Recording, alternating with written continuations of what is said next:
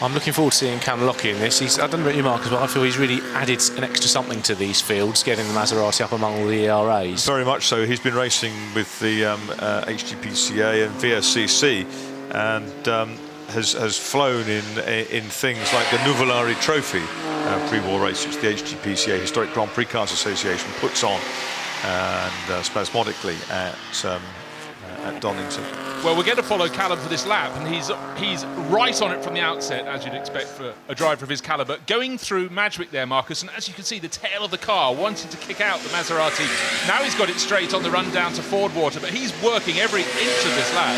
Yeah, this is a 6 cm Maserati, a 6-cylinder car, similar to that in which Stefan Scholwerk won here in 2006. It's about time in the Maserati up the front, and in Calum's hands, the Scot is hugely competent, organises track days, and is always in a car somewhere on a race circuit.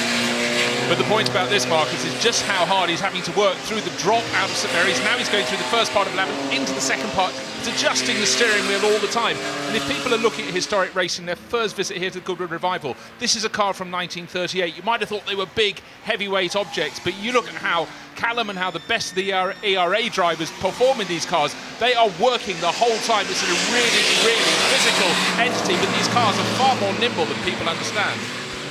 Yeah, it demands enormous concentration, not to say expertise, to be able to do it, and the speed differentials are vast sometimes, but you've got to rely on back markers to have seen you. It's not the back marker's job to stay out of the way, or the slower driver's job to get out of the way, but you've got to try and gauge, always looking a long way ahead, pretty much to the horizon, as to how you're going to plan the next sector of your lap. Calum Lockie, the first to get a time on the clock.